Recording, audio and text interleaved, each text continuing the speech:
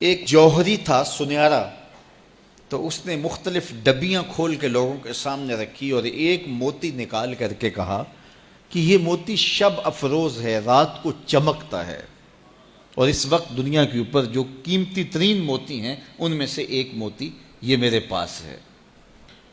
خیر اس نے اپنا سامان سمیٹا تو اس مجلس میں ایک چور بھی بیٹھا ہوا تھا، اس کے دل میں لالچ آ گئی، تو اس نے اس جوہری سے کہا کہ جناب کہاں کے ارادے ہیں؟ تو اس نے کہا کہ میں بمبئی جا رہا ہوں۔ اس نے کہا واہ واہ کیا اچھا ہوا، میں بھی تو بمبئی جا رہا ہوں، تو چلو اکٹھا سفر ہوگا۔ وہ جوہری سمجھ گیا اس کی نیت کے کھوٹ کو کہ یہ میرا ہم سفر تو نہیں ہے، اس کا دل آ گیا ہے اس موتی پہ اور مجھ سے ہر صورت یہ موتی چرانا چاہتا ہے۔ لیکن وہ بھی بڑا سمجھدار تھا، اس نے کہا آ جائیے کوئی بات نہیں۔ سفر چلتا رہا، رات ہوئی، جب سامان اتارا اور سونے کی تیاری کی تو وہ جو اس نیت سے ساتھ ہم سفر بنا تھا اس نے بھی اپنی قمیض اتار کے لٹکا دی، اور اس جوہری نے بھی۔ اس جوہری نے یوں کیا کہ نظر بچا کے وہ ڈبیا قیمتی موتی والی نکال کر کے اس کی جیب میں ڈال دی اور خود بے فکر ہو کے سو گیا۔ جب یہ خراٹے لینے لگا تو چور اٹھا، اس کا سامان ٹٹولا، اس کی جیبیں دیکھیں، سارا دیکھتا رہا۔ خیر دن چڑھ گیا، جوہری اٹھا، اس نے نظر بچا کر کے اس کی جیب میں ہاتھ ڈال کر کے وہ موتی اپنی جیب میں ڈال لیا۔ صبح جب ناشتے پہ بیٹھے تو اس چور نے باتوں ہی باتوں میں بات کی، وہ آپ کے موتی کی چمک شمک نظر نہیں آئی رات کو؟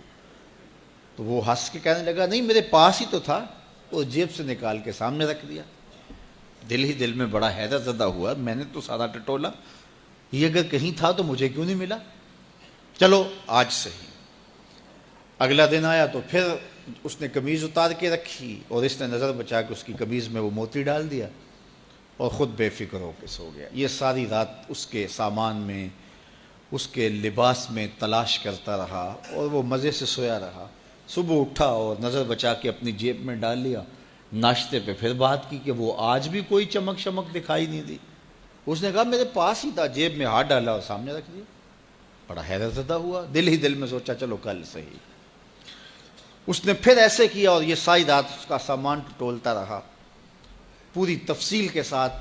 خیر جب صبح ہوئی تو اس نے پھر نظر بچا کے اپنی جیب میں وہ موتی رکھ لیا تھا، تو اس نے پوچھا وہ رات والا موتی آپ کا نظر نہیں آیا جس کو آپ کہتے تھے چمکتا ہے؟ کہا وہ ڈبیا میں رکھا ہے اس لیے چمک دکھائی نہیں دی، تھا تو میرے پاس ہی، اور جیب میں ہاتھ ڈالا اور سامنے رکھ دیا۔ یہ سر پکڑ کے بیٹھ گیا، میں روز اس کی جیب ٹٹولتا ہوں، سامان بھی دیکھتا ہوں، یہ رکھتا کہاں ہے؟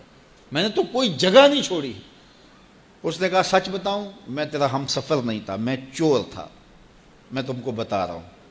اب آپ میرے بھی استاد نکلے، مجھے اتنا بتاؤ کہ یہ موتی آپ رکھتے کہاں تھے؟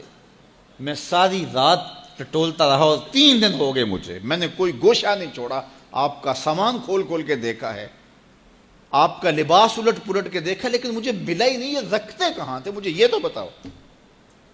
اس نے کہا لوگوں کی جیب میں ٹٹولتے رہے، اپنی جیب میں ہاتھ ہی نہیں ڈالا۔ بلے شاہ اڈ دیاں پھڑنے، جڑا گھر بیٹھا ہے انہوں پڑھیا ہی نہیں۔ وَفِي أَنفُسِكُمْ أَفَلَا تُبْصِرُونَ، کہا تم کہاں اسے ڈھونڈ رہے ہو، ذرا اندر بھی اتر کے دیکھو، اندر اترو گے تو اس کا سراغ مل جائے گا۔ نہ مسجد وچ نہ مندر وچ، لب یار نو اپنے اندر وچ۔ جب اپنے اندر اترو گے تو پھر سراغ زندگی نصیب ہو جائے گا، عرفان ذات ہوگا تو پھر عرفان الہی نصیب ہوگا۔ لیکن ہم دائیں بائیں ڈھونڈنے نکلے لیکن اپنے اندر اتر کے نہ دیکھا۔ تو سراغ زندگی ملتا ہی تب ہے جب اس کی چوکھٹ پہ جھکنا بندہ سیکھ جاتا۔ تو اس کی چوکھٹ پہ جھک کر کے زندگی کی سربلندی حاصل کیجئے اور مقصد زندگی حاصل کیجئے۔